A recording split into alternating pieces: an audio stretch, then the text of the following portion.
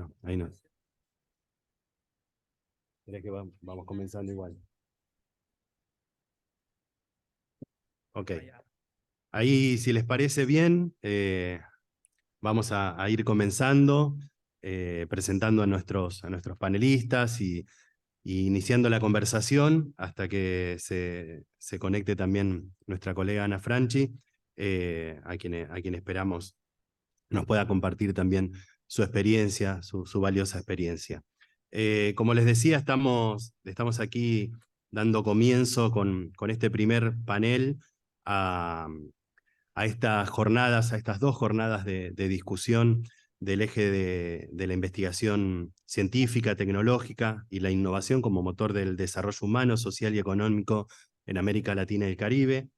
Un eje que durante la CRES del 2018 coordinó nuestro colega aquí, René Ramírez, y, y que de verdad generó un documento muy importante, muy potente, de pensamiento y de orientaciones de políticas en este tema, que quienes trabajamos en las universidades hemos tomado como guía y como si se quiere, como un ideario para fortalecer nuestras políticas universitarias.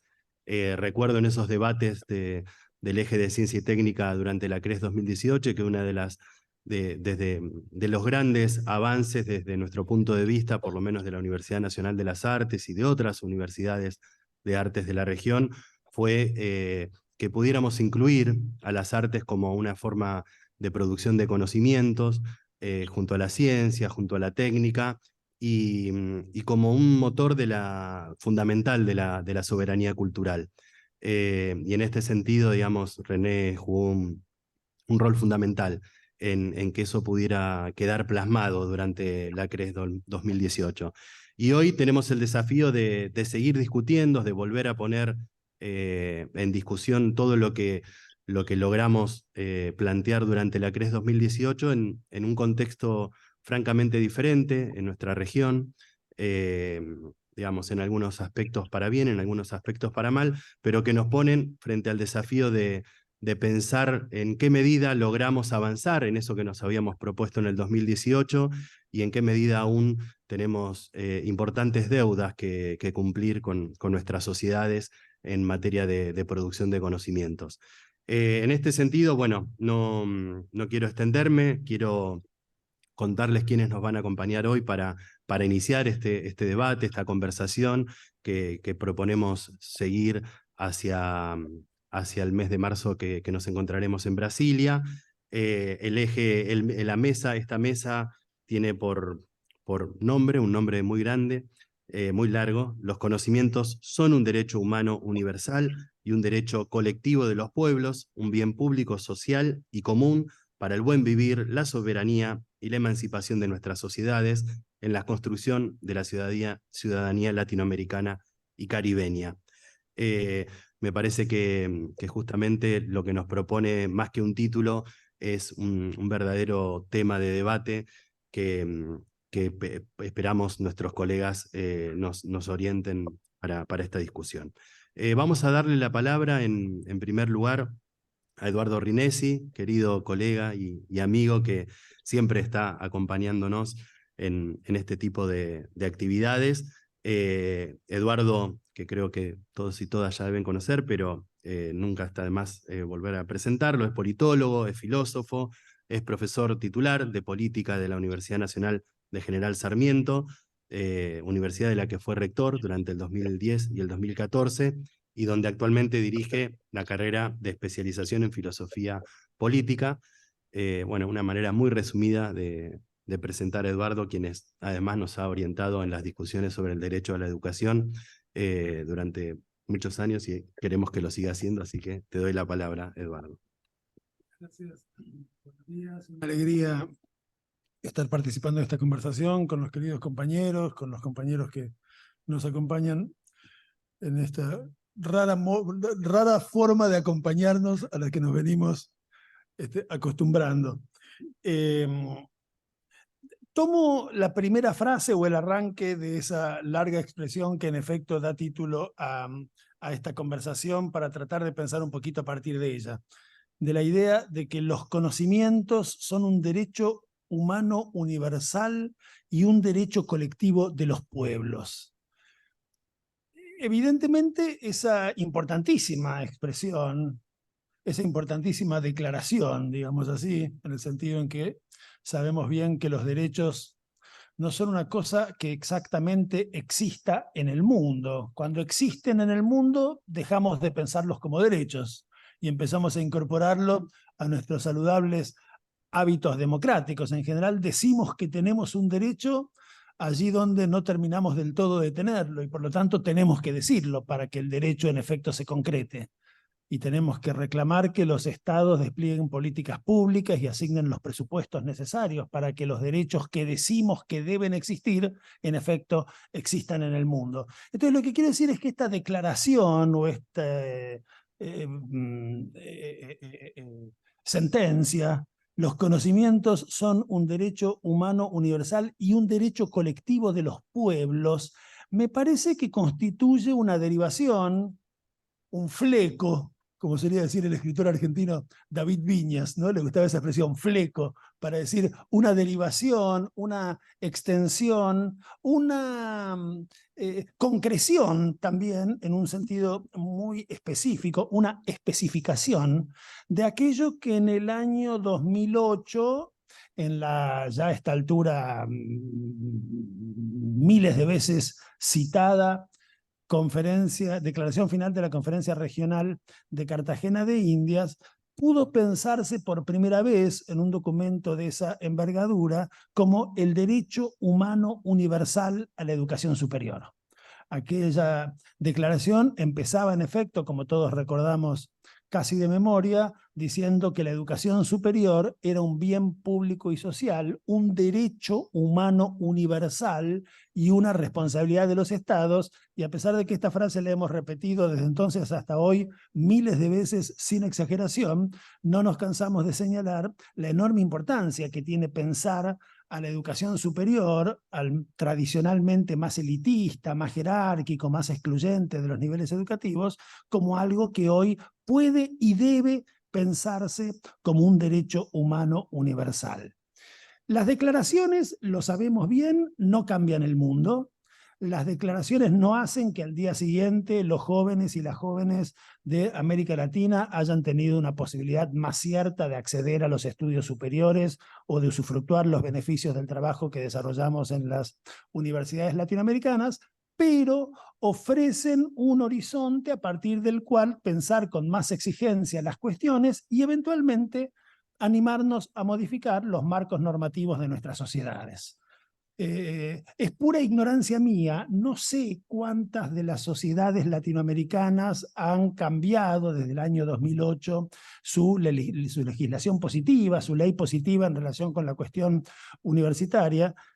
La Argentina lo hizo en el año 2015. La Argentina reformó en el año 2015 su ley de educación superior y esa reforma de la ley de educación superior es muy importante porque establece, en consonancia con el principio declarado en aquel artículo primero de la Declaración de la CRES del 2008, que la educación superior es un derecho humano universal. Quiero decir, hoy en la Argentina no es una materia opinable, no es la opinión de un grupo de gente que se reunió, no es una declaración formulada en un pedazo de papel que la educación superior es un derecho humano universal. Es el texto positivo de una ley que son normas de cumplimiento obligatorio por todo el mundo y en primer lugar por los gobiernos de los estados, ¿no? Eso quiere decir que si un estado está regido por una ley que dice que la educación superior es un derecho, los gobiernos de esos estados tienen la obligación de, y no pueden excusarse de esa obligación, de formular políticas públicas activas, de asignar los presupuestos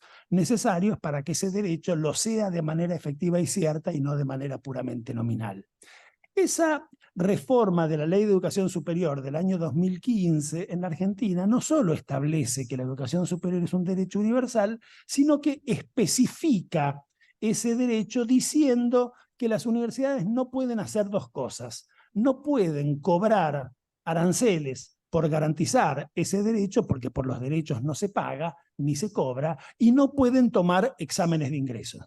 Esos dos principios, voy muy rápido en esta introducción porque no es el tema de esta mesa, esos dos principios son, por supuesto, fundamentales. El no a los aranceles y el no a la restricción al ingreso son viejísimas banderas del movimiento estudiantil argentino y no solo argentino, pero al mismo tiempo circunscriben doblemente, ¿no? Reducen doblemente el alcance de la idea del derecho a la educación superior.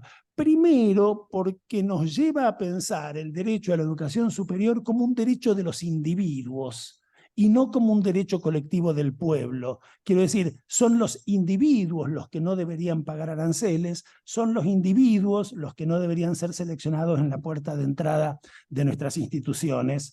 Y me parece que una de las cosas interesantes que podemos pensar en relación con el derecho a la educación superior es que es un típico ejemplo de esos derechos que lo son, al mismo tiempo, de los individuos y de los pueblos. Por eso me importa el modo en que está enunciado el título de esta mesa. Los conocimientos son un derecho universal y un derecho colectivo de los pueblos, y no solo la suma de un conjunto de derechos individuales de los ciudadanos y de las ciudadanas. Y en segundo lugar, el modo en que está especificado ese derecho a la educación superior en la legislación argentina, que constituye, ni hay que decirlo, un avance extraordinario respecto a la que teníamos del año 93, es que piensa a las instituciones de educación superior y específicamente a las universidades en una sola de las diversas funciones que cumplen. Las universidades ciertamente tienen una función formativa, que es una función fundamental, diría yo decisiva, diría yo incluso primaria. Las universidades forman profesionales, forman científicos, forman tecnólogos, forman académicos, forman docentes, y esa es una tarea fundamental. Pero las universidades también producen conocimiento y lo ponen a circular.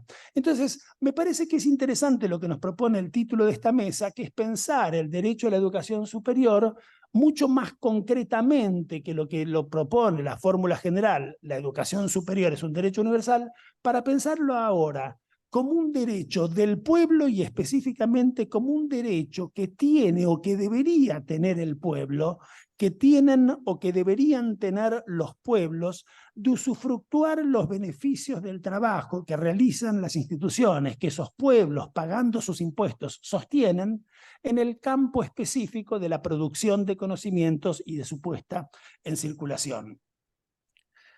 Allí nuestras universidades, nuestras instituciones de educación superior en general, tienen una tarea decisiva que cumplir.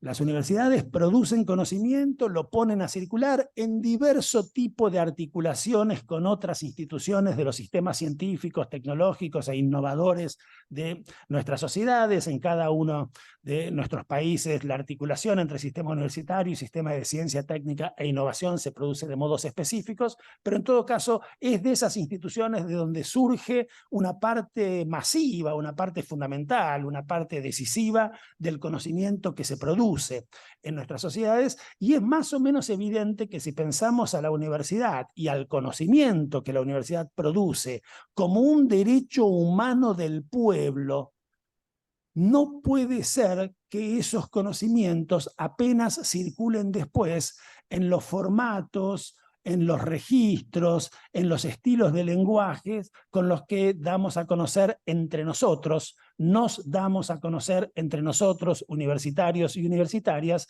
los resultados de lo que investigamos. Quiero decir que el conocimiento es un derecho del pueblo, quiere decir que además de aprender a escribir en el desabrido lenguaje de los papers académicos y de sus publicaciones en revistas AAAA, 1AAA, que dan más puntos en el Ridiculum Vitae, deberíamos aprender a hablar en el correcto castellano o en el correcto portugués o en las correctas lenguas que hablan los pueblos que pagando sus impuestos sostienen el trabajo investigativo que desarrollamos en nuestras universidades, porque son esos pueblos en primer lugar, mucho más allá y mucho más importante que los lectores de los artículos referateados que publicamos en la Very Important Anthropological Review de Oklahoma o donde sea, son esos pueblos los que tienen que recibir los resultados de lo que nosotros investigamos.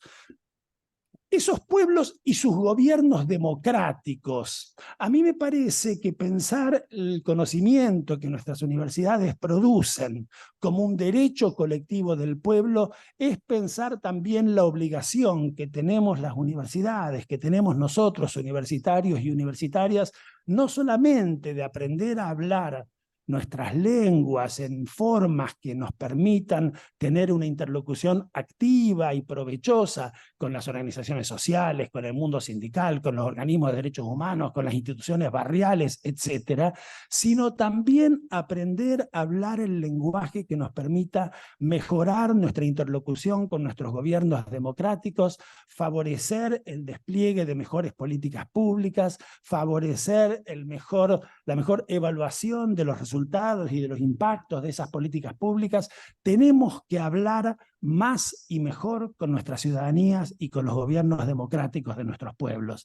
A mí me gusta mucho esa idea que propone el viejo y querido Jürgen Habermas en uno de sus grandes libros. Este es un gran pequeño libro que se llama Ciencia y Técnica como Ideología, que para mi gusto sigue estando muy bien, y donde Habermas dice que una sociedad democrática es una sociedad que estimula el diálogo en todas direcciones entre los habitantes de los tres vértices del triángulo que componen: los que gobiernan, los que saben, pongamos esta expresión entre prudentes comillas de ironía, quiero decir, los miembros del sistema científico, tecnológico, universitario, y una opinión pública activa, movilizada, informada y crítica. No hay democracia si el pueblo no conversa con el gobierno, no hay democracia si el gobierno no conversa con el pueblo, tampoco hay democracia, sugiere Habermas, si los científicos, los tecnólogos y los universitarios no conversan con la opinión pública y con su gobierno democráticamente constituido a fin de mejorar tanto la calidad de las políticas de esos gobiernos como la calidad de los debates que tenemos en el seno de esas opiniones públicas, sacudidas permanentemente por una cantidad de problemas que las universidades tenemos la obligación de que nuestros pueblos puedan pensar mejor. A mí me importa mucho esta última idea, sobre todo en un contexto en que esos problemas no parecen ser pocos, pero además en que esos problemas adquieren una envergadura, una dimensión, que evidentemente sacude nuestros modos tradicionales de pensar el asunto. Me parece interesante pensar este esquemita que nos propone Habermas, este diálogo en todas direcciones entre los habitantes de los tres vértices de este triángulo entre gobierno, sistema universitario, científico, tecnológico y ciudadanía u opinión pública o pueblo, en un contexto en que esos pueblos están siendo sacudidos por la evidencia de problemas enormes, incluso de escala mucho más que nacional, que es la escala en la que en general tendemos a pensar la articulación entre gobiernos, sistemas universitarios y ciudadanía. Los problemas que enfrenta el mundo hoy son problemas evidentemente mucho más que nacionales. Quiero mencionar rápido, porque tenemos pocos minutos y este es apenas el inicio de una conversación que seguirá después de diversos modos a través de los próximos meses, de los próximos años, pero digo, para apuntar alguna que otra cosita, quiero mencionar tres nombres muy rápidos. El nombre del filósofo alemán Karl Jaspers, que escribió algunos años después de Hiroshima un libro extraordinario, un gran libro de la filosofía del siglo XX, que se llama La bomba atómica y el futuro de la humanidad. Libro extraordinario. Me gustaría mencionar un libro del gran antropólogo latinoamericano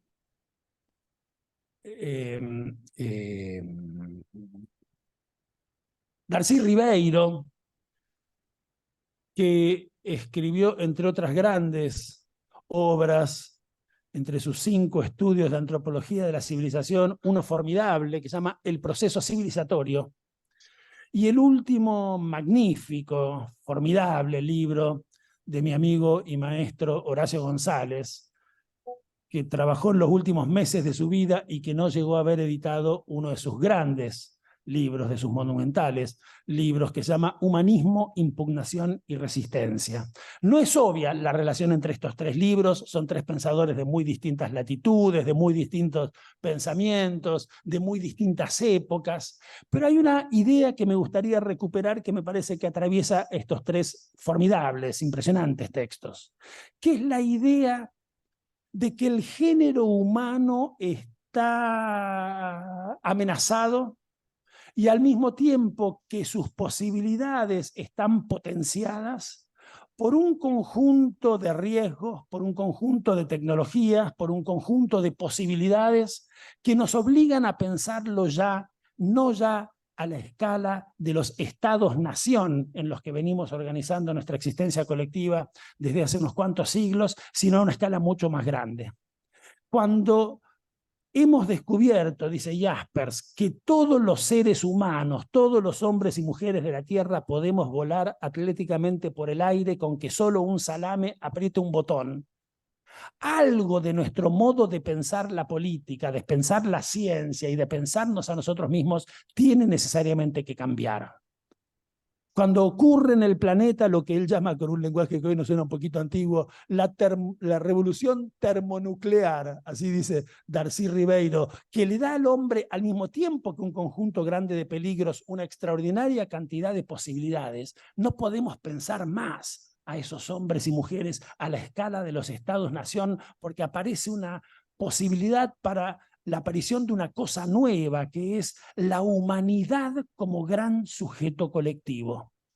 Me parece que podemos pensar, si yo tuviera que ponerle decir en un lenguaje marxista que claramente no era el suyo, muy por el contrario, la enseñanza de Jaspers, yo diría que Jaspers nos invita a pensar cómo hacemos para transformar un género humano en sí, objetivo, objeto de peligros, objeto de amenazas, objeto de riesgos, objeto de bombas, objeto de pestes, en una humanidad para sí, subjetiva, en condiciones de tomar en sus propias manos su propio destino común.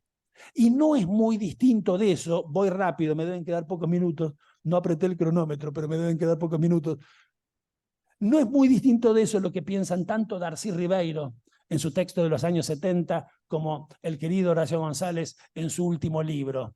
Pensar la humanidad como un gran sujeto colectivo que solo puede forjarse a través de una complejísima conversación, que si es complejísima lo es entre otras cosas porque no puede sino ser en muchas lenguas, entre muchas tradiciones, entre muchos pasados.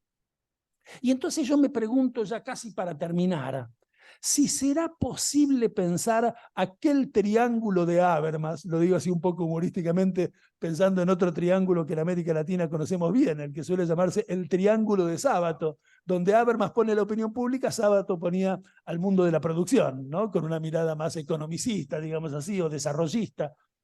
Da lo mismo, no importa. Podemos pensar ese triángulo de Habermas haciéndolo estallar más allá de la frontera de nuestros estados-nación, para pensar cuál es la responsabilidad que tienen nuestras universidades, que al fin y al cabo llevan en su propio nombre, en la propia palabra que las nombra, una apuesta por lo universal, por lo ecuménico, por lo global. Y tal vez preguntarnos si nuestras universidades no son sujetos que tienen la obligación de intentar conversar con los gobiernos democráticos de todas nuestras naciones y con la opinión pública de todo el mundo. ¿Es ambicioso? Claro que es ambicioso, pero los riesgos son enormes también. Si no estamos a la altura de empezar a pensar la universidad, no ya quizás como un derecho colectivo de los pueblos-nación, sino como un derecho colectivo de la humanidad en su conjunto. Me parece que algo de un humanismo, si puedo usar esta palabra antigua que Horacio en su último libro reivindica, ¿no? La idea de humanismo pensado como una condena o como una crítica o como una impugnación a las múltiples formas de menoscabo de lo humano en un mundo cada vez más tremendo y cada vez más injusto, y como apuesta por la emancipación de una humanidad que solo puede emanciparse si consigue crear las condiciones para generar este diálogo a una escala tan enorme como es la escala misma del planeta. Dicho así, en esta agradable mañana porteña, esto suena un exceso disparatado. Y cualquiera podría preguntar, che, ¿qué le dieron a desayunar a este muchacho? ¿Qué tipo de sustancia fuma para proponer una cosa tan ambiciosa, una cosa tan desmesurada? ¿Es desmesurado, así como lo estoy diciendo? Sí. Quizás por eso puede valer la pena, y ahora sí termino, empezar por casa. Y llamar casa aquí a América Latina. Recuperar el viejo ideario integracionista, que es el ideario de la Reforma del 18, que es el ideario de los grandes movimientos nacionales y populares del siglo XX, construir las condiciones para pensar en grandes programas formativos e investigativos, articular no solo nuestras universidades, sino nuestros sistemas universitarios nacionales. No se trata de hacer amables redes entre 3 y 4 universidades más o menos amigas de distintos lugares del continente. ¿Eso es mejor que nada? Obvio. ¿Eso alcanza? No.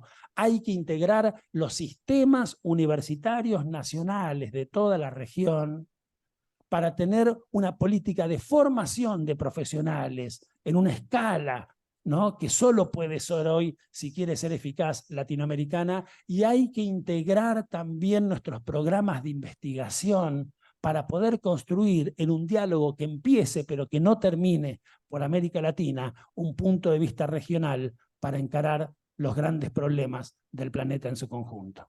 Bueno, muchas gracias.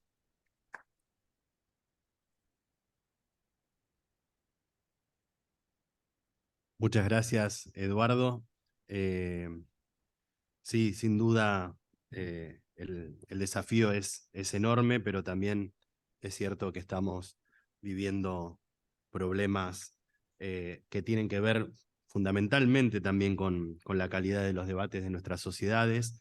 Se habla mucho de posverdad y creo que las universidades, si no tenemos la capacidad de restablecer esos diálogos con nuestras sociedades, cada vez más va a imperar, digamos, la fake news y todas las formas que hoy imperan frente a los debates públicos como certezas que nosotros tenemos que cuestionar.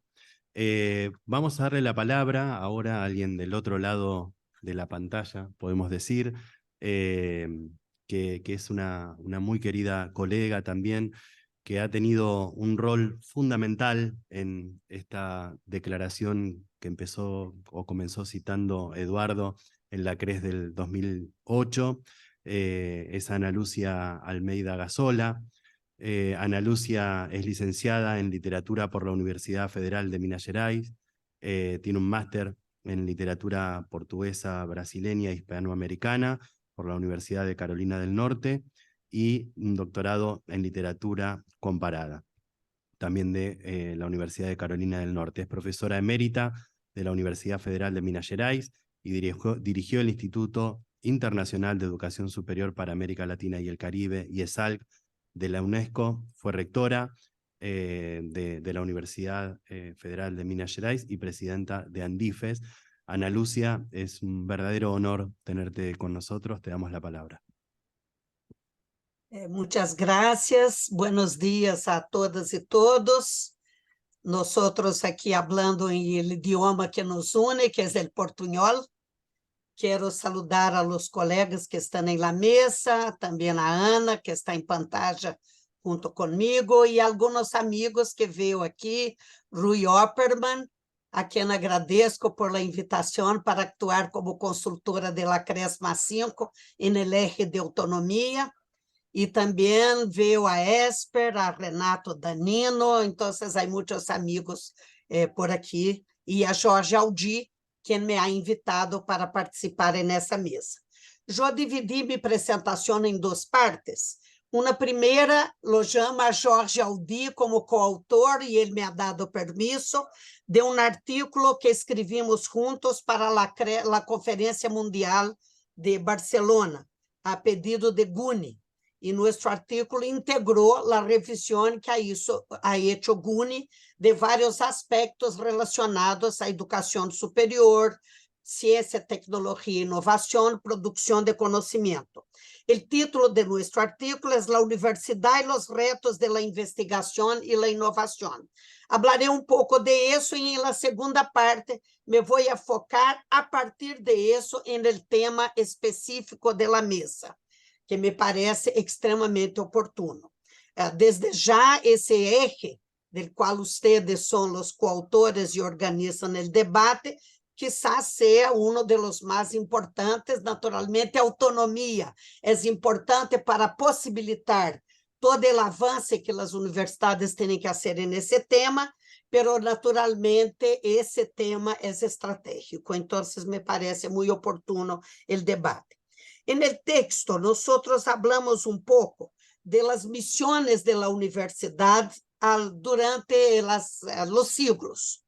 Y también, naturalmente, partimos de la docencia como una primera misión. Después, para hacer docencia, hay que producir conocimiento, el conocimiento tiene que avanzar, la investigación se viene como una segunda misión articulada a la docencia y como forma de hacer formación, perdonen la redundancia. Después hay que extender ese conocimiento producido a toda a sociedade para contestar a las diferentes demandas que tem a sociedade através de los tiempos, e aí temos o papel de la extensión universitária e atualmente de la mitad del siglo XX para cá, com os cambios associados ao surgimento de la sociedade del conhecimento, há uma revalorização do papel da ciência e das universidades, apresentando novos retos e oportunidades no campo da inovação, da circulação de conhecimento, da transferência de conhecimento, e sempre, do ponto de vista nosso, sempre buscando generar possibilidades e condições para o desenvolvimento sustentável em todos os campos, o desenvolvimento socioeconômico, cultural, ambiental, com sustentabilidade. Naturalmente, esses cambios em la missão e esses cambios advindos de las transformações em las tecnologias e em la sociedade do conhecimento traem possibilidades, pero também ameaças a las universidades. Pero é verdadeiro que no curso da história, nenhuma outra instituição ha preservado, compartido e avançado tanto o conhecimento da humanidade como a universidade. Ella sempre ha contribuído como uma das principais instituições produtoras do conhecimento, e seu papel ha ido evolucionando e ampliando, e naturalmente, cada vez mais, a universidade tem que estar atenta, como ha dicho o colega que me ha precedido, tem que estar atenta às necessidades da sociedade. Pero sabemos muito bem que a transferência do conhecimento também se dá dentro de jogo de interesses e de pressões geopolíticas e de maneira extremamente desigual. Então, pensar esse tema, como lo han propuesto ustedes, não com o título, pero como uma afirmação extremamente contundente na apresentação dessa mesa, é absolutamente necessário. E se a CRES de Cartagena ha sido muito importante para começar a formular esse debate, naturalmente, todo o que ha passado desde esse momento, e chegamos à la CRES del 2018 e agora a la CRES mais 5, todo isso requer de nós uma ressignificação de esses temas e uma reevaluação política da questão para que podamos realmente enfrentar as desigualdades globais, mundiais, e podamos pensar modelo de desenvolvimento integrado e sustentável para a América Latina e o Caribe e para suas relações com os outros bloques regionais. Então, sabemos que a inovação é expressão da investigação y genera sus resultados más visibles, pero no únicos en el entorno empresarial. Naturalmente, não podemos quedar-nos solamente no entorno empresarial, nem são as ciências chamadas duras as únicas que têm que trabalhar por la inovação. O papel de las humanidades, que é mi campo, de las artes, como muito oportunamente ha puesto uma colega aqui no chat, é fundamental. E a pandemia ha mostrado que todos os campos do conhecimento podem promover e devem promover inovação com o foco em el bienestar humano e em el desarrollo sostenible. Basta hablar, por exemplo, de la utilização de la música em las terapias que han apoiado personas em los hospitales com COVID. Por exemplo, basta hablar de las metodologias pedagógicas, educativas, inovadoras, que têm que promover uma nova ubicação do estudante como sujeito do processo educativo e como sujeito também da produção de conhecimento em la universidade e fora dela. Pero quando miramos a América Latina e o Caribe, o que vemos é que há enorme potencial não realizado e vemos que o conhecimento generado em las universidades e centros de investigação não é transformado em riqueza e desenvolvimento social e econômico para a sociedade em sua totalidade.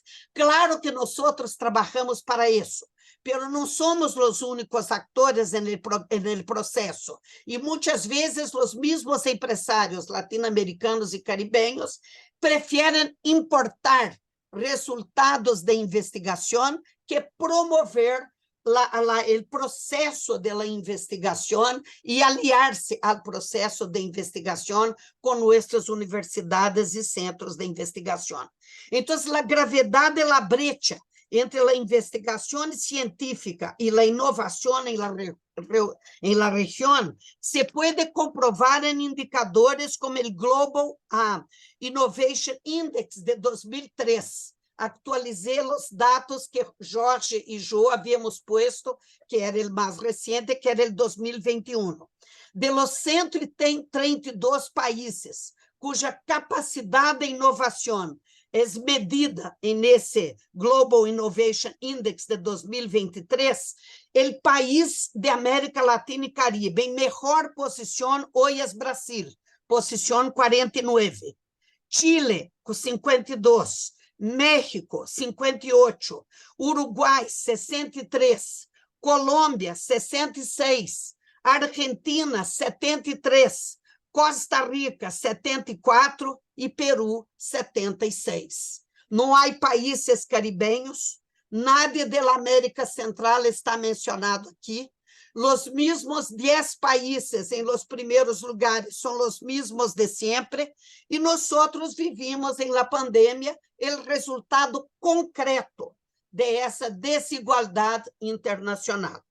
Então, uma questão importante que nós temos que pensar é que lidamos aqui na América Latina e no Caribe com enormes tensões.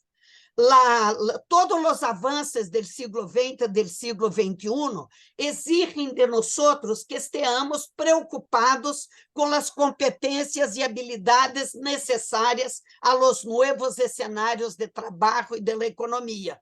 Pero temos muitos retos que não hemos superado em cobertura, calidade, inclusão. Então, nós, de nossas universidades, e com a tremenda privatização da educação superior em alguns países, como o Brasil, ou a presença das multinacionais de educação em alguns países, forte presença, em alguns casos, única presença em alguns países do Caribe, todo isso nos deixa, nós, da comunidade universitária latino-americana e caribenha, com retos que nossos colegas de los países desenvolvidos não têm. Temos que equilibrar-nos entre a superação de retos históricos e, ao mesmo tempo, estar atentos a los retos do século XXI para não correr o risco de formar nossos estudantes para o passado e sim condições de actuar em los novos cenários.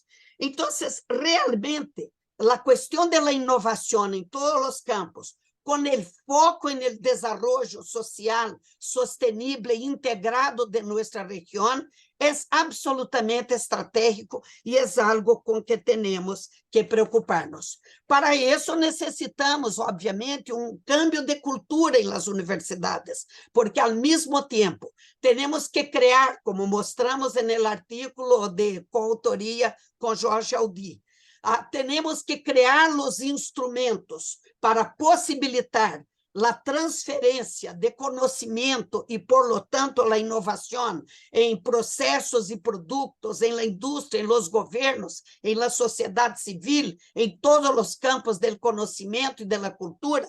Al mismo tiempo que tenemos que hacer eso, no podemos perder de vista las misiones tradicionales de la universidad, su identidad y sus compromisos con nuestros pueblos, con nuestras sociedades. Entonces, todos esos equilibrios, todo ese tejido tan complejo, es algo que tenemos que enfrentar y tenemos que discutir para que podamos realmente hacer circular el conocimiento para el beneficio de todos y todas, sin dejar a nadie para atrás.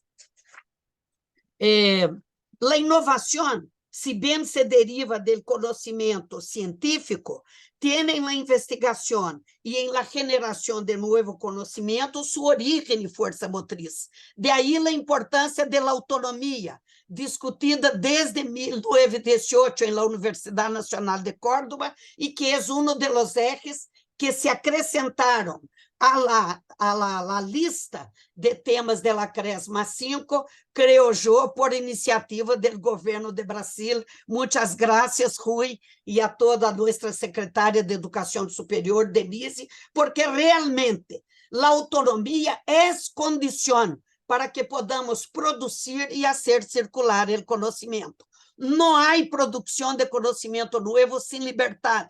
Ya nos decía Galileo Galilei. Ya lo sabemos hace muchos siglos. Y los ataques, como ustedes mencionan en la descripción de la mesa, en muchas democracias del mundo, particularmente en Brasil, en los 4 años que antecedieron ese nuevo gobierno Lula, demuestran que la libertad es condición esencial para que la universidad pueda ejercer su papel delegado a ella por las sociedades como institución productora del conocimiento y para posibilitar la apropiación pública universal del conocimiento, que como la educación superior es un bien público social, es un derecho de todos y todas y es deber de los estados garantizar que la apropiación del conocimiento se dé de manera republicana para estender sus beneficios a todas y todos. Entonces, la universidad en ese nuevo momento tiene un papel absolutamente esencial. Y cuando pensamos en el primer mundo, en el concepto de universidad emprendedora, tenemos que contaminar productivamente ese concepto de universidad emprendedora con la dimensión social que viene y se ha consolidado de manera tan fuerte en la extensión universitaria en nuestras universidades. América Latina y el Caribe tienen muchas experiencias que pasar a los países industrializados y más desarrollados. Hay incluso una webinar que va a ocurrir en los próximos días, de la cual el ex-rector de Unicamp, Nobel, Marcelo Nobel, es el moderador, que es extremamente importante para discutir la contribución de América Latina a ese pensar de la universidad chamado Primer Mundo del Norte Global, que tiene que incorporar las visiones de carácter social que nosotros traemos. Entonces, a mí me parece muy relevante que tengamos en América Latina, y aquí paso a la segunda parte de mi texto. A primera era nuestro texto, Jorge, ahora es mi texto. A mí me parece muy relevante que tengamos en América Latina y Caribe una tradición tan consolidada en extensión. Hoy ya se discute la curricularización de la extensión y la alocación de recursos para la extensión en matrices de presupuesto. Em alguns países, incluso de Europa, se utiliza o termo vinculação com a sociedade, que me parece muito adequado, e cada vez mais se valoriza a relação da universidade com seu território. Isso facilita o que eu chamo de contaminação positiva e produtiva da quarta missão, que é a inovação, como la denominamos Jorge e Jo, com o espírito da terceira, que é a extensão universitária, com forte compromisso com o desenvolvimento integral e sostenível da sociedade local e nacional. Que nos falta? E nesse aspecto, creio que o eje de vocês e a CRES mais 5 vão poder avançar muito. Nos falta levar esse compromisso, a uma dimensão regional latino-americana e caribenha. Não basta que cada universidade nossa se vincule com seu território. Não basta que hagamos o diálogo solamente com a sociedade em que estamos inseridos ou com nossos governos de turno. Necessitamos avançar mais e necessitamos avançar pensando na cidadania latino-americana e caribenha a partir da educação superior, ciência, tecnologia e inovação. Não tenho nenhuma dúvida de que o peso da geopolítica e os interesses dos países desenvolvidos, o chamado norte global, exigem de nós, o sul global, que nos articulemos para competir com ventaja de bloque. Pero hasta ahora hemos sido incapazes de hacerlo. É suficiente que nos acordemos de las dificuldades del Mercosul ou de las dificuldades de que avance el enlaces, também criado em la CRES del 2008 em Cartagena, pero aún entre nosotros de la comunidad universitaria de la región, los juegos de intereses, y lamento decir, los egos y vanidades personales muchas veces se sobreponen al interés común y a la necesidad mayor de nuestras sociedades. O aún más claro, não nos olvidemos da pandemia, em que o mundo enfrentou a mesma tormenta, pero estávamos em distintos barcos. A desigualdade na produção e distribuição de vacunas, equipos de seguridade e respiradores, ha evidenciado de maneira mais contundente que nunca o desequilíbrio entre regiões e países. Como região, não hemos sido capazes, nem considerando uma ameaça tão terrível, de fazer alianças produtivas entre nós outros. E hablo particularmente de nossos governos e não da comunidade universitária, que essa sim ha produzido alianças. Alguns de nossos países não han tenido programa eficiente de vacunas. E hicimos pouco ou nada por ellos, e Haití é grande exemplo de isso.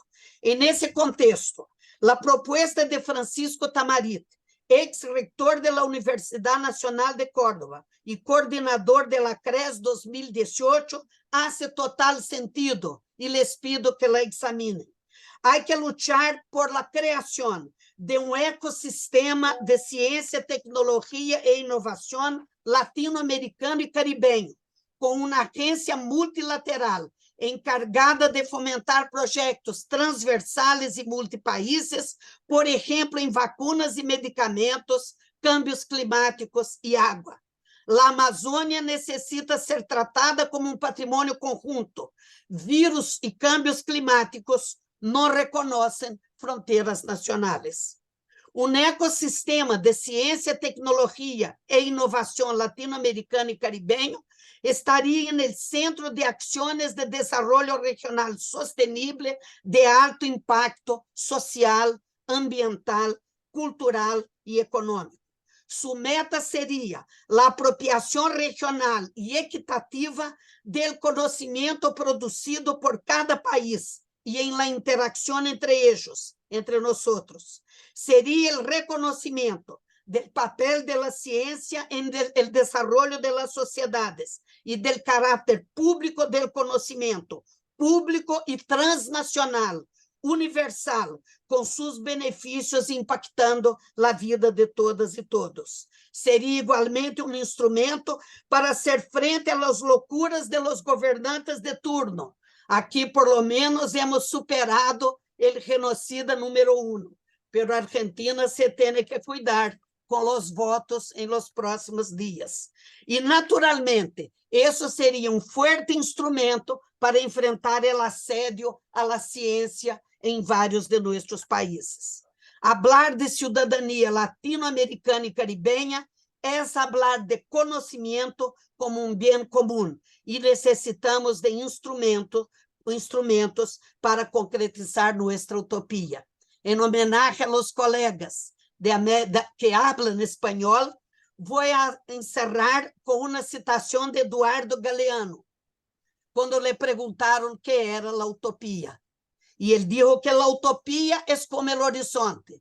Nos acercamos 10 passos e o horizonte recua 10 passos. Nos acercamos 100 passos e o horizonte recua outros 100.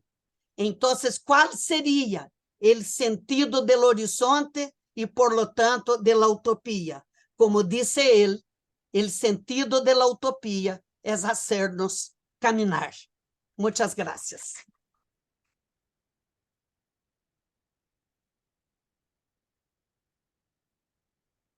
Muchas gracias, Ana, Ana Lucia, por tu invalorable aporte. Ahora vamos a darle la palabra a otra Ana, una Ana argentina, Ana Franchi, que Ana es química, preside actualmente el CONICET desde el 2019, es investigadora superior del organismo en el Centro de Estudios Farmacológicos y Botánicos. Y bueno, Ana, te queremos escuchar. Lamentablemente no te veo. Estamos, ¿sí? ¿Me Te damos la escuchan palabra, bien? Ana. Ahora sí. Ok. Bueno, buenos días a todos y todas. Un placer poder estar medio como infiltrada, porque yo no soy docente universitaria, pero presido el CONICET, que por supuesto trabaja con todas nuestras universidades. Yo quería tomar un poquito algo de que dijo Eduardo, pero para la ciencia. La ciencia también es un derecho humano. Está establecida en la Declaración de Derechos Humanos del año 48.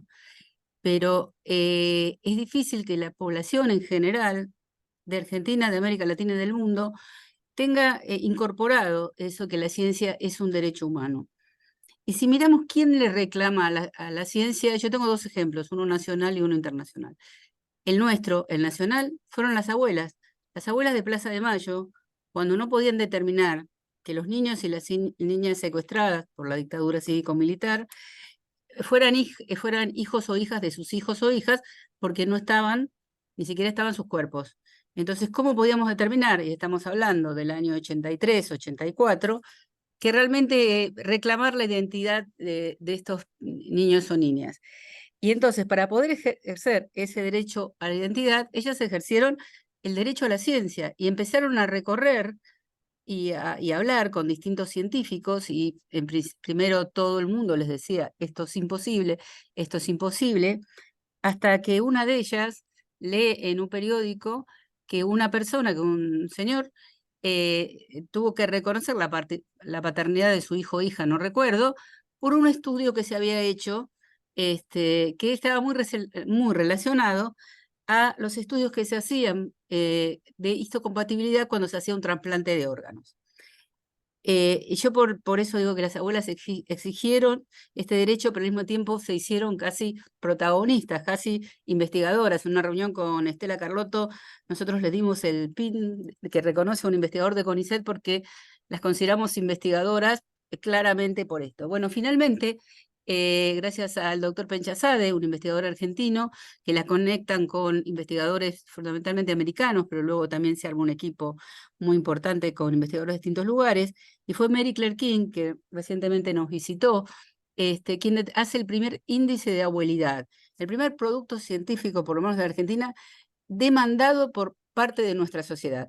Ese índice de abuelidad, que no es el mismo que usamos ahora, pero bueno, no es el momento de ponernos a discutir, les permitió a las abuelas poder reconocer a sus nietos o nietas, hijas de sus hijos que no estaban, pero ni siquiera estaba su cuerpo.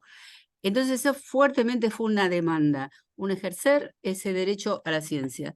Y creo que el otro, claramente a nivel internacional, fue la exigencia de vacunas durante la pandemia, como algo mencionó ya Ana Lucía. Perdón, Lucia.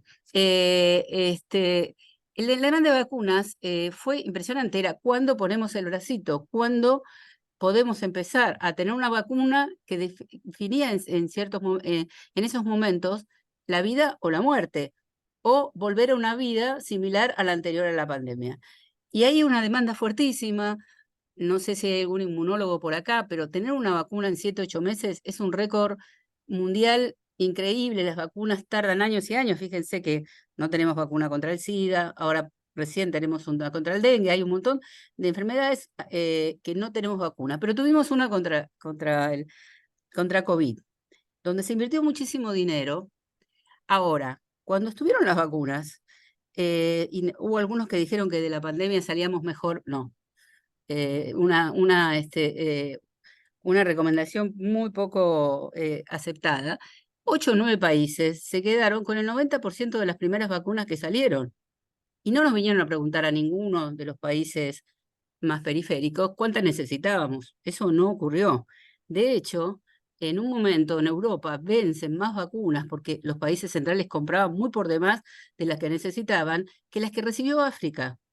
Entonces, claramente, si el tema de si la ciencia, como dicen, es algo apolítico, algo por fuera de los poderes, la pandemia lo demostró. Nosotros, gracias al convenio que se hizo con Rusia, tuvimos relativamente rápido las vacunas, pero otros países las tuvieron mucho más rápido. Países que, por otro lado, sus poblaciones, en un porcentaje importante, se negó a vacunar, ¿no? Que ese es otro tema que hablamos después, qué significa la ciencia, cómo transmitimos la ciencia para tener opiniones un poco más formadas. Entonces, esa exigencia de que la ciencia es un derecho humano es algo que todavía ni las universidades, ni nosotros de los organismos de ciencia y técnica hemos podido transmitir a la población, porque si no, habría exigencias más importantes para resolver. Por ejemplo, no hay vacuna contra la malaria.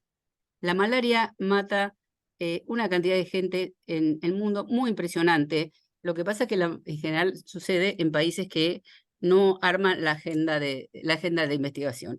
Entonces, creo que, a su vez de, como dijo Eduardo hace un rato, de la exigencia de las universidades de calidad, no aranceladas, sin examen de ingreso, etcétera, que está, por lo menos en Argentina, bastante tomado, aprendido por las poblaciones, el derecho a la ciencia no está. Y por eso nosotros desde el CONICET, cada vez que viene un cambio de gobierno, cachetazo va, cachetazo viene, y empezamos de nuevo a decir por qué tiene que haber un organismo como el CONICET en la Argentina, por qué tiene que haber investigación, por qué todo no se compra hecho.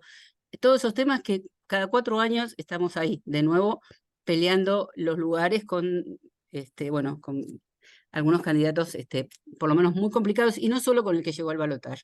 Quiero aclarar que el que llegó al balotaje, no, obviamente habla de una estupidez como es la privatización del CONICET, pero otros hablan de no tener ministerio, no tener ministerio de ciencia y técnica, como ya nos ocurrió en el gobierno anterior, y hacer ciencia útil, que es un tema muy complejo a discutir. La gente de las ciencias sociales humanas se pone muy nerviosa cuando hablamos de esto, pero todos nosotros nos ponemos muy nerviosos porque cuál es la ciencia útil y cuál es la ciencia inútil es un tema muy, muy complicado. Otro tema es qué ciencia hacemos, para quién y para quiénes. Nosotros desde nuestros países nos evaluamos, como dijo también Eduardo, la revista A+, nosotros hablamos de los índices de impacto, hablamos de la citación, cuántas veces nos citan, y con eso entrás o no entrás, te promovés o no promovés, etcétera, etcétera.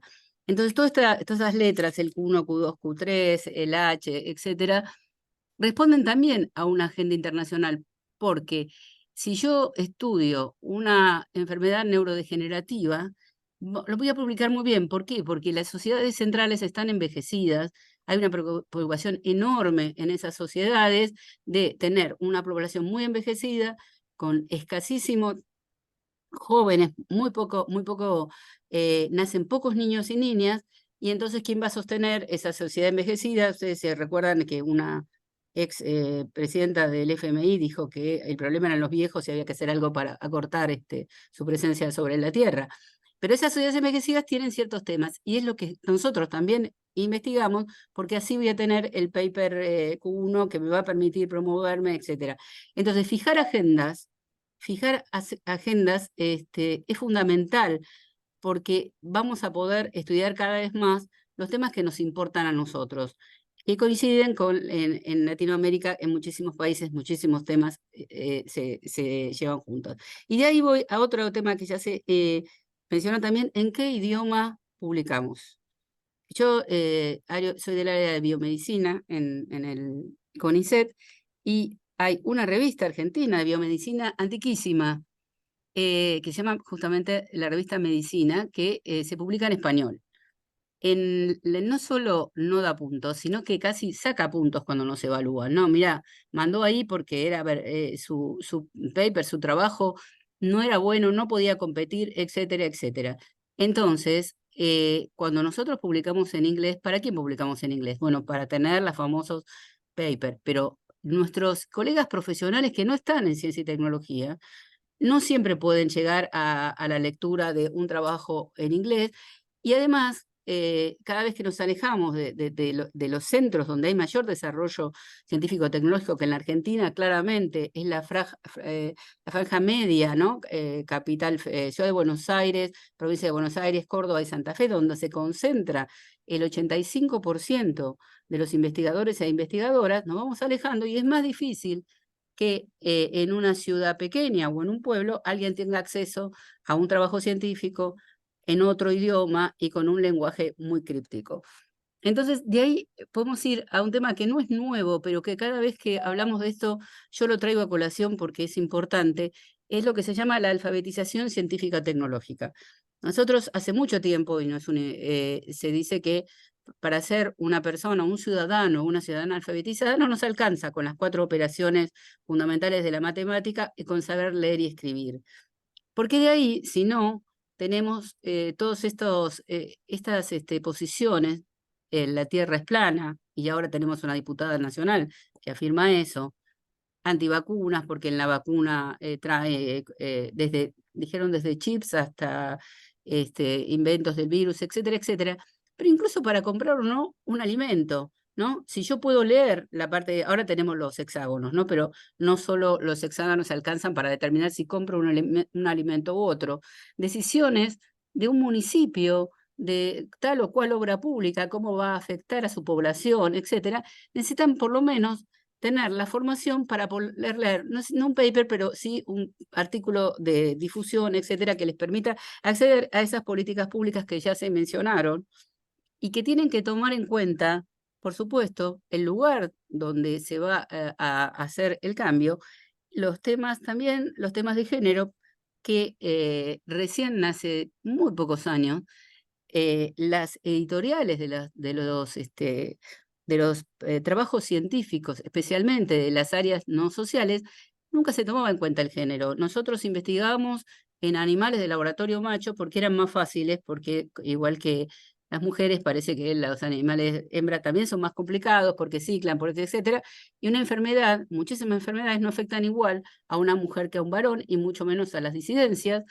La instalación de una determinada, no sé, una fábrica, un sector productivo, cómo impactan en el lugar, en el ambiente y en las diferentes ciudadanos o ciudadanas. Y para eso necesitamos tener una formación propia. Entonces, todo esto nos lleva, por lo menos en el área nuestra, en el área de ciencia y tecnología, a ver cómo evaluamos. Nosotros evaluamos haciendo hincapié en el individualismo, el responder a temas que no son los nuestros, y a producir papers con apuro, porque tenés que tener los 2 papers, primer autor, etcétera, etcétera. Nosotros desde la evaluación decimos: lo importante es el protagonismo, primero o último. Cuando ya hace rato los grupos de investigación cada vez son más numerosos y más multidisciplinarios. Decimos, bueno, por supuesto, en inglés, revistas de editoriales internacionales, que a esto le agregamos que ahora las editoriales internacionales piden para publicar montos que superan quizá el subsidio que tiene el grupo, ¿no? 4.000, 5.000 dólares o euros, depende de dónde esté ubicada. Hay un planteo que Brasil lo está haciendo, pero también lo están haciendo Francia, España y Argentina, de estos aranceles que son imposibles de pagar. ¿Y para qué lo hacemos?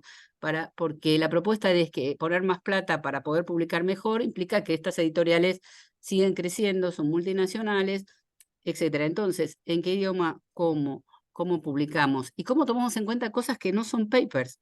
¿No? Porque la evaluación, por lo menos en el CONICET, hasta hace muy poco, fue absolutamente dedicada a ver cuánto publicaste, dónde diste tu charla y qué recursos humanos formaste. Desde que estoy de presidenta del CONICET y estoy casi terminando mi gestión, nosotros empezamos a cambiar cada vez más la evaluación. Hablamos en vez de 5 trabajos, hablamos de 5 logros, porque un logro puede ser la transferencia a una empresa, la transferencia a una cooperativa con la que estamos trabajando, por supuesto, la transferencia a una política pública. Y entonces no hablo solo de transferencia tecnológica o, perdón, Eduardo, hacer uso ilegal de los temas de las ciencias sociales, una transferencia social a un municipio o una provincia, una transferencia porque estamos asesorando una futura política pública, etcétera. Todo eso ahora se toma en cuenta en nuestras evaluaciones de manera de poder ir adelante hacia una ciencia que responda, como ya se mencionó, a los que sostienen nuestras carreras, porque no solo son las universidades las que toda nuestra comunidad sostiene, sino también al CONICET, a la CONE, a las distintas instituciones de ciencia y tecnología. Y entonces yo a veces de una manera fuerte, cuando doy charlas a nuestros investigadores e investigadoras, me pregunto, ¿tiene sentido hacer ciencia para un país con 40% de pobres? Y tiene sentido si miramos a nuestro país, no si seguimos mirando para afuera con las temáticas que no nos corresponden, porque si no, que la plata la pongan en comedores y que los pibes coman bien. La idea es de una ciencia orientada a nuestros problemas. Hace muy poco, menos de un mes, se aprobó el Plan 2030 para la ciencia, la tecnología y la innovación en ambas cámaras, diputados y senadores, donde se fijan 10 temas que serían prioritarios para esto, ya no decenio, porque ya estamos casi en el 2024, pero entre ellos son temas grandes que de ahí se derivarán subtemas como pobreza, educación, nuevas energías, etcétera. Entonces, creo que las universidades también lo están haciendo, empezar a orientar desde los lugares que podemos hacerlo nosotros, ¿no? Desde cómo se dan los ingresos, cómo se dan las becas, cómo se dan los subsidios de investigación, sin dejar a nadie afuera, pero tratando de orientar a nuestra comunidad científica a temas que nos lleven a responder a todas las problemáticas. Hace muy poquito, el CONICET, junto con la Universidad Nacional de San Martín, presentó la primera vacuna totalmente hecha en la Argentina, en el grupo de la doctora Juliana Casataro. Esa vacuna, que es contra el COVID, es una vacuna de refuerzo. Por supuesto, de los medios de comunicación dijeron que llegamos tarde. No llegamos tarde porque COVID va a ser un tema de vacunación permanente. Pero bueno, ahí fue una inversión fuertísima del Estado y una empresa privada que la está poniendo en el mercado. Entonces, cuando hablamos de ciencia, y esta ciencia aplicada, entre comillas, pero no es la mejor definición, tenemos que responder también a las necesidades a veces locales, donde en estos momentos tenemos, por un lado, inundaciones, pero por otro lado, sequías que afectan terriblemente a la población, a la producción, etcétera. Y de ahí nosotros podemos enfocarnos en problemas más puntuales, más locales, como a problemas que hacen a nuestro país y a nuestra región. Adhiero fuertemente a que la ciencia y la tecnología sea un tema regional, un tema apoyado. El Mercosur, cuando empezó, tuvo el tema de ciencia y tecnología bastante como uno de sus temas centrales. Después, debido a ciertos gobiernos, el Mercosur cayó bastante. Esperemos que ahora, domingo mediante, podamos volver a este Mercosur más fuerte, porque nos complementamos también en ciencia y tecnología. Bueno, y creo que estoy terminando, agradeciendo nuevamente por la invitación, y me encanta escuchar a mis copanelistas y sus ponencias. Gracias.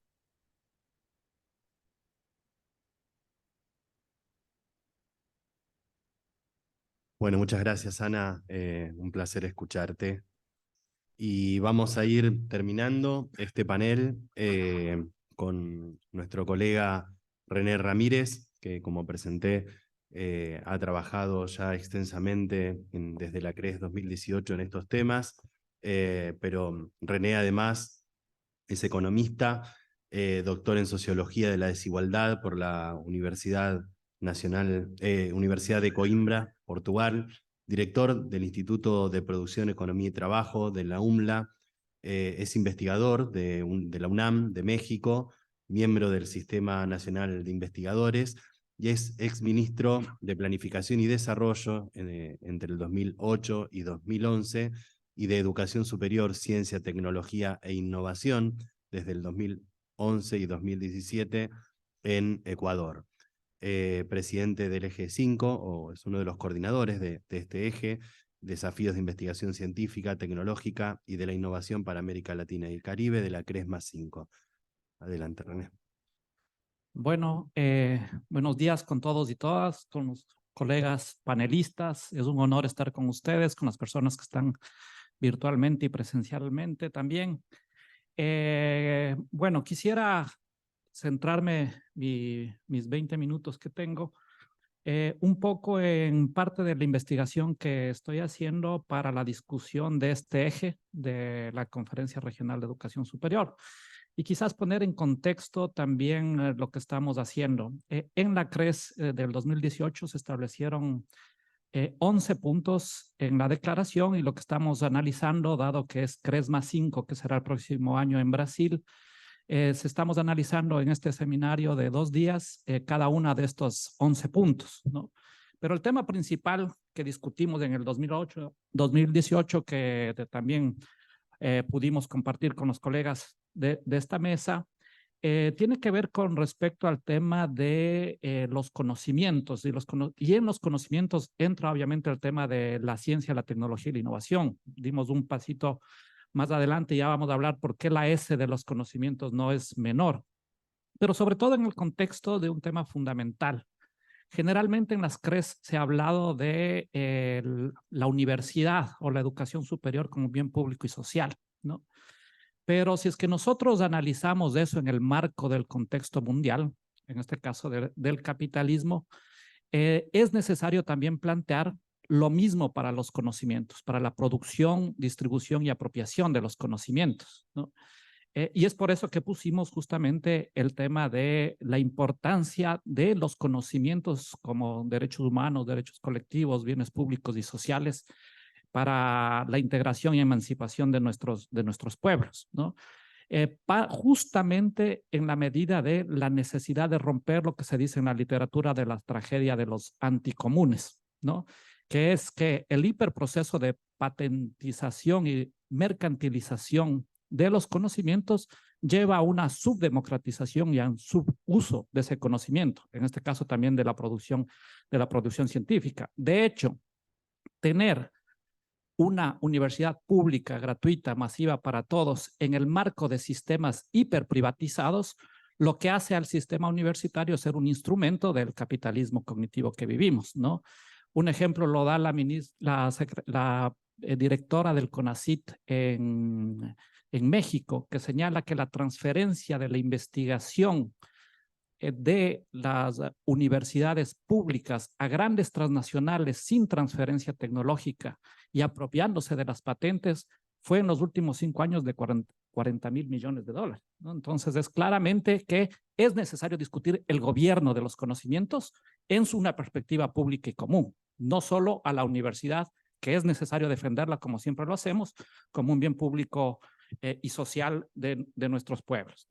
Entonces, pero aquí hay un tema, no me voy a meter en todos los temas que son relevantes en esta mesa, sino quisiera ligar a un tema fundamental que no necesariamente se articula y que tiene que ver mucho con lo que planteó Eduardo, que es la relación de conocimiento, ciencia y democracia, ¿no?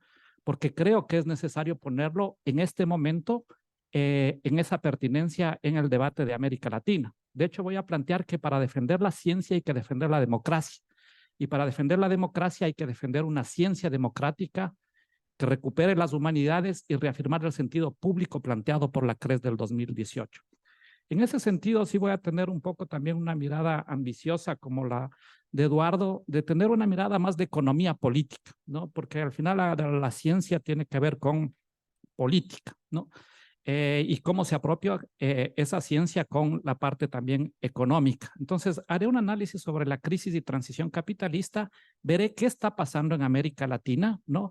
Veré un tema que a mí me parece el más complicado, que tenemos que poner todas las alertas, que es el asedio a la democracia, ¿no?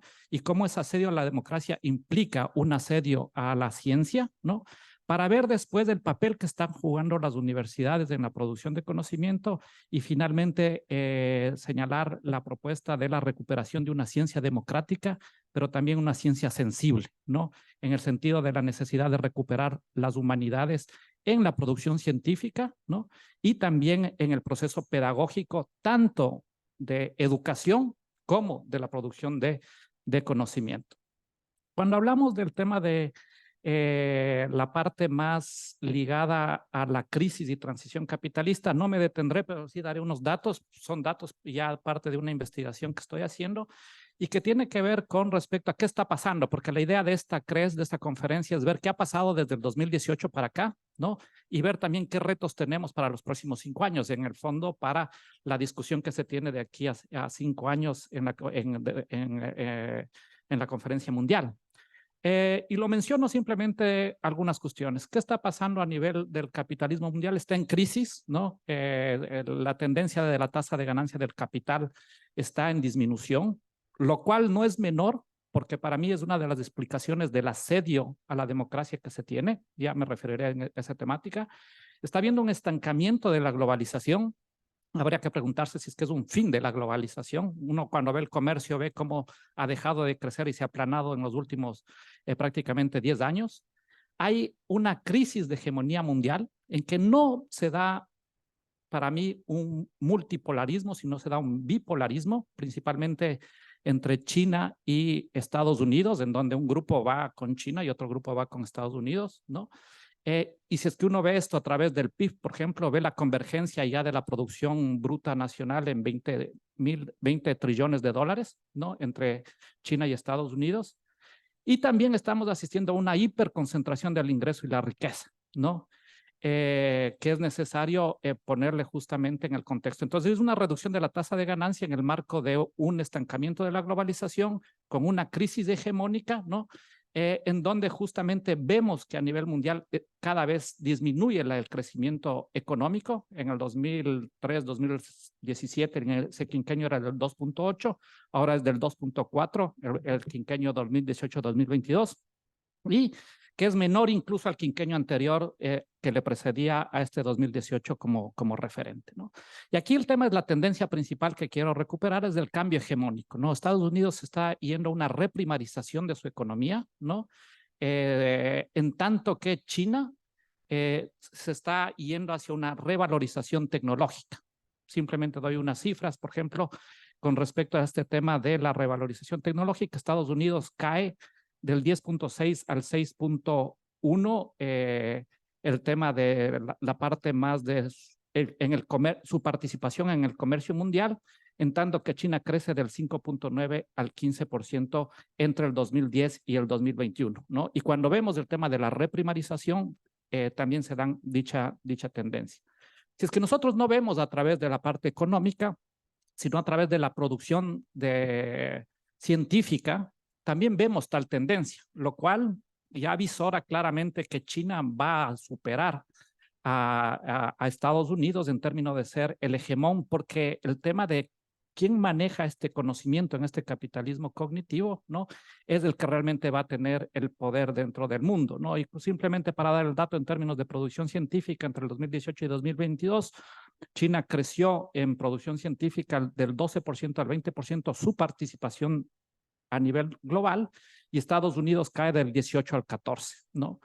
En aplicación de patentes presentadas, China crece un 15%, Estados Unidos cae un 3%, en este caso sus patentes.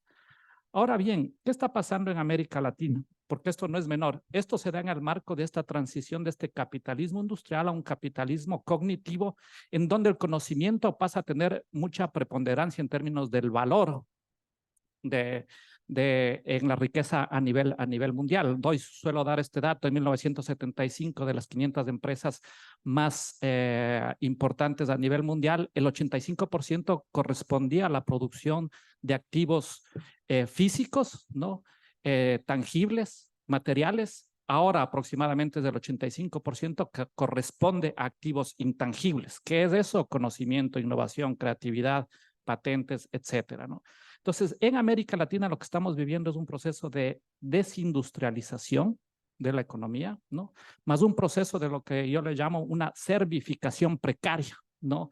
En el marco de este capitalismo cognitivo, nosotros no nos llega la parte buena de esta revolución tecnológica, sino lleva la parte más precaria de esta revolución tecnológica, ¿no?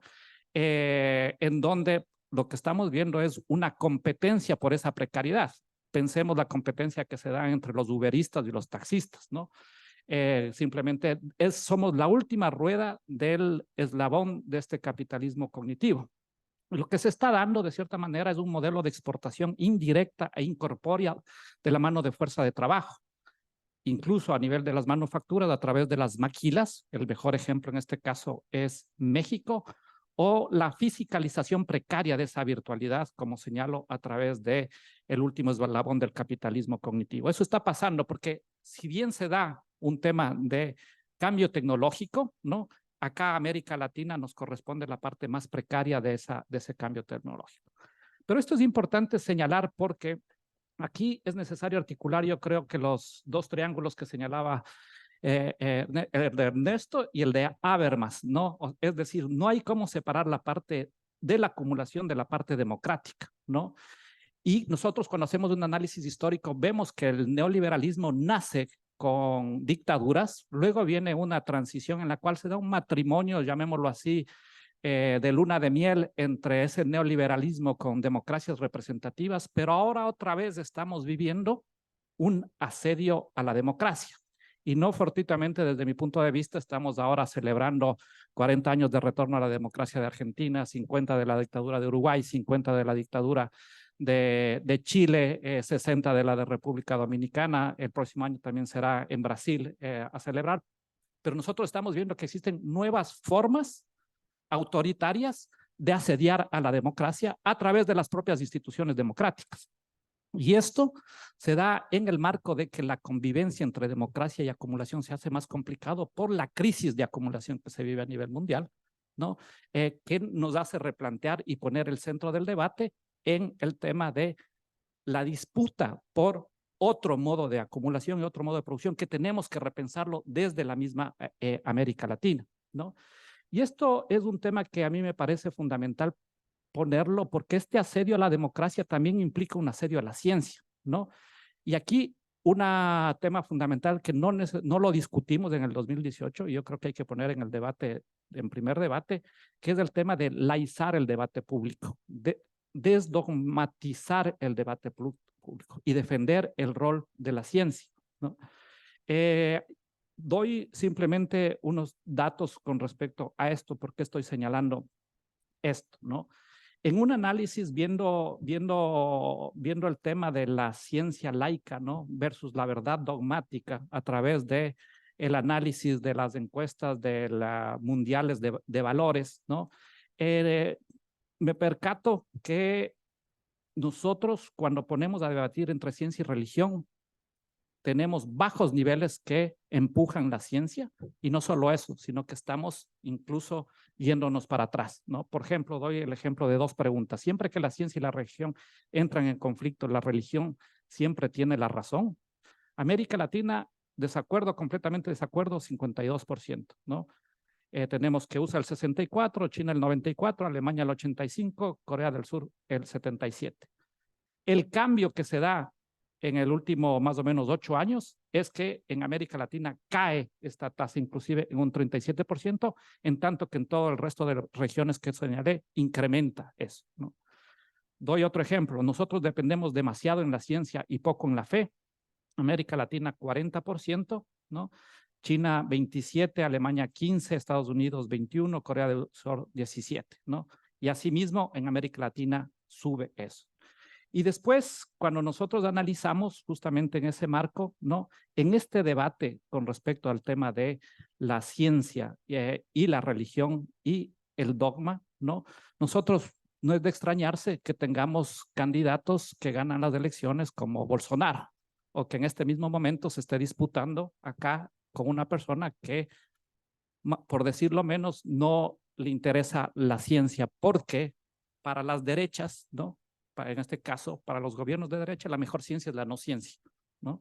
Y esto se puede también demostrar con temas de indicadores en términos de producción científica, que lo estoy haciendo, y voy a dar un ejemplo. Cuando nosotros vemos el tema de producción científica aquí en Argentina, ¿no? Y vemos el momento del kirchnerismo, ¿no? El incremento de la producción científica fue del 28%. En cambio, si es que analizamos el promedio entre Macri y la Rúa, fue el 8%. En Brasil, para dar un ejemplo, Fernando Henrique Cardoso, en su periodo creció el 23%, ¿no? En Lula creció el 61% en el primer periodo, el 35% en el segundo periodo, y en Dilma el 29%, en tanto que en Temer la producción científica cae al 17%. En Ecuador, ¿no? Con Noboa creció el 19%, con Gutiérrez creció el 61%, con Rafael Correa en el primer periodo creció el 92%, con Rafael Correa en el segundo periodo creció el 227%, y con Lenín Moreno otra vez vuelve a caer el 66%. ¿Qué quiero decir con esto? Que el momento, dada la crisis de acumulación que existe, ¿no? La derecha y los proyectos conservadores que buscan recuperar la agenda neoliberal, ¿no? No les es útil los procesos científicos para generar otras matrices productivas, otro cambio de especialización, ¿no?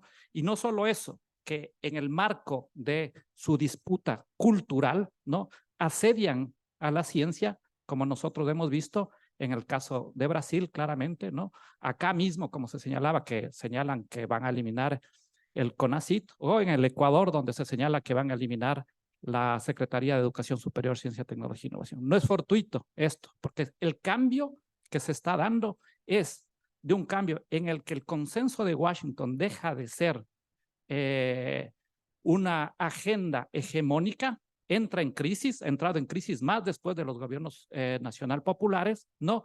Entonces se recurre a otra estrategia, que es la estrategia de la recuperación de una agenda identitaria conservadora, que es siempre en contra del otro, ¿no? Y este es un tema no menor, el tema de atacar al otro, porque este es un tema que creo que es necesario recuperar, ¿no?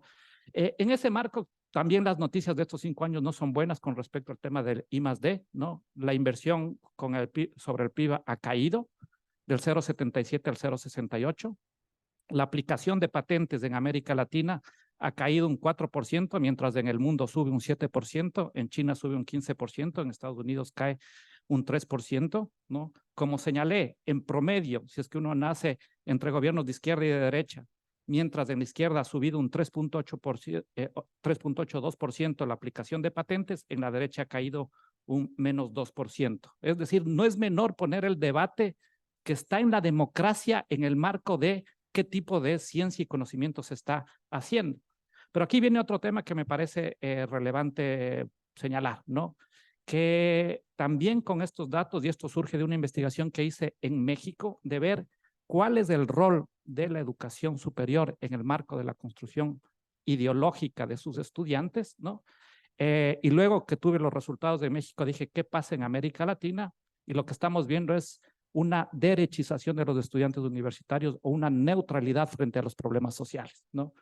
Voy a dar los datos simplificados. En el 2011 aproximadamente, de las personas que son de la educación superior en América Latina es un 21%, y de izquierda eran un 26%. Cuando digo izquierda, digo proyectos nacional populares, progresistas.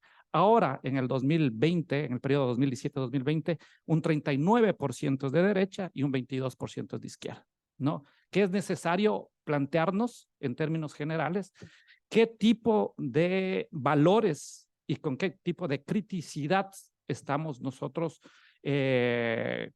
formando, en este caso, a los estudiantes de educación superior. En el caso de México, cuando nosotros expandimos esto para ver la diferencia entre ciencias sociales y humanidades, el tema de que en las humanidades se está generando una ciudadanía mucho más con valores de igualdad, de a favor de la política, de antisenofobia, etcétera, etcétera.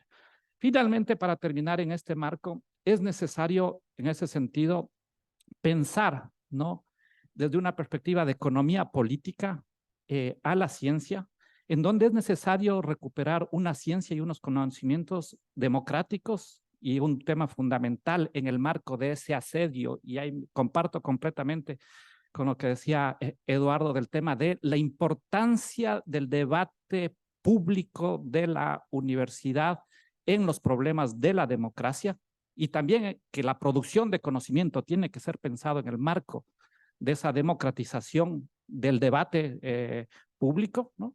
Y aquí obviamente la agenda es amplia, ¿no? Es el tema de lo que se ha hablado mucho de romper con el epistemicidio.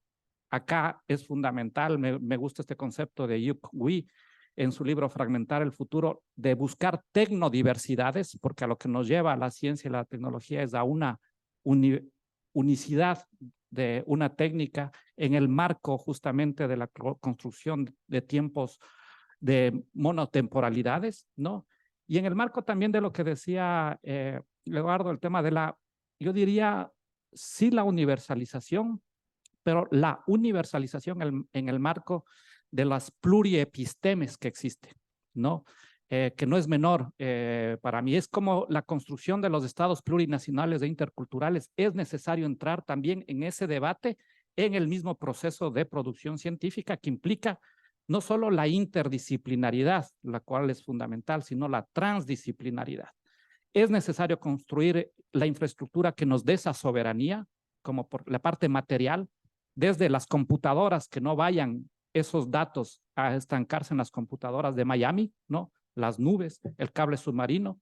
Es necesario pensar en ese marco una nueva arquitectura financiera que permita el financiamiento soberano de nuestra ciencia y nuestra tecnología, ¿no?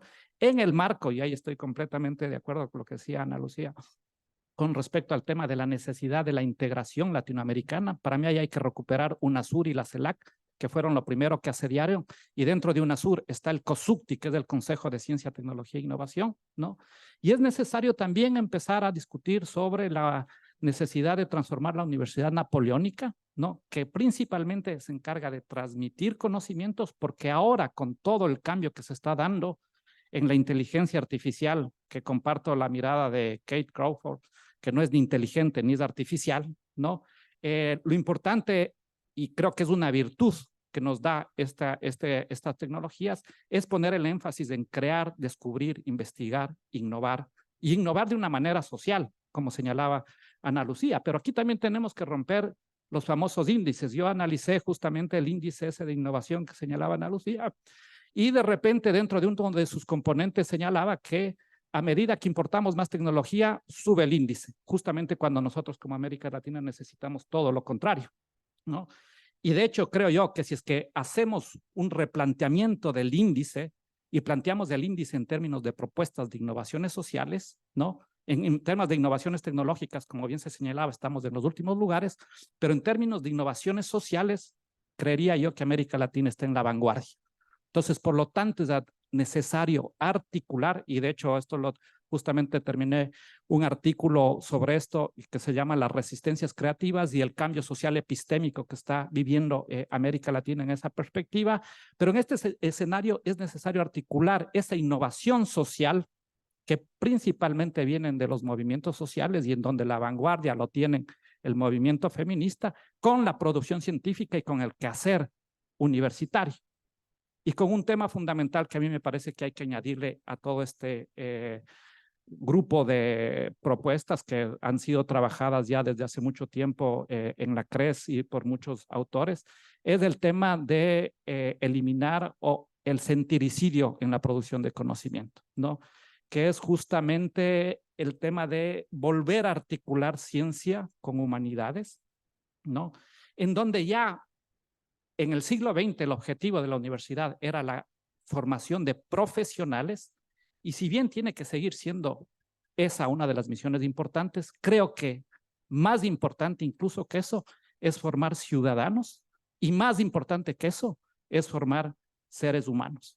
Por eso la importancia del retorno de la centralidad de las humanidades y a las artes en el marco del debate de la producción científica de conocimientos para la defensa, en este caso, de la democracia, porque solo defendiendo la democracia vamos a defender el asedio a la ciencia que estamos viviendo. Muchas gracias.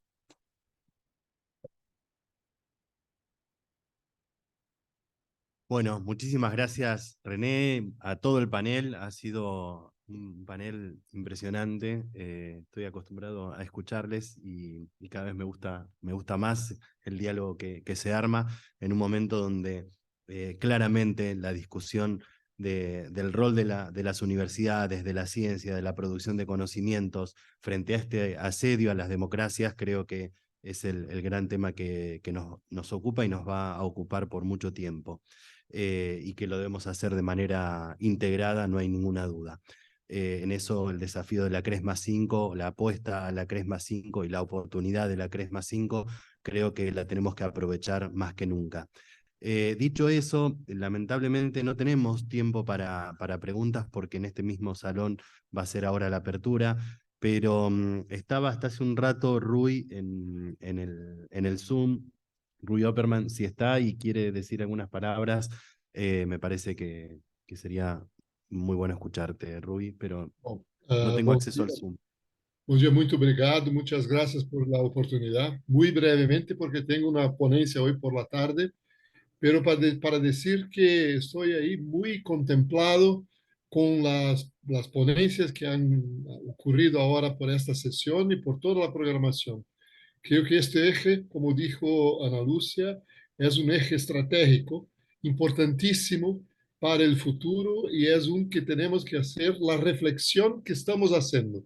Por lo tanto, empezamos muy bien y creo que vamos en Brasilia a colocarnos como una región que tiene su identidad, tiene su cultura, tiene su ciencia y sin xenofobías quiere participar en el desarrollo no solo de la región, pero también de todo el mundo, y con justicia social y con democracia. Creo que esta cuestión de la democracia que se ha dicho aquí, yo tengo una ponencia acá en Brasilia de que la CRES+5 tenga como un título educación y democracia.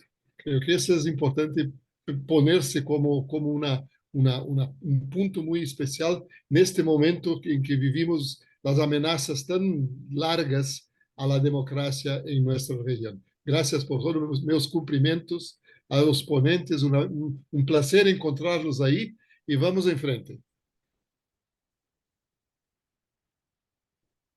Bueno, con esto damos por terminado este panel. Muchísimas gracias a todos, a todas, y bueno, continuamos con el resto de la jornada ahora en la apertura formal del evento. Muchas gracias.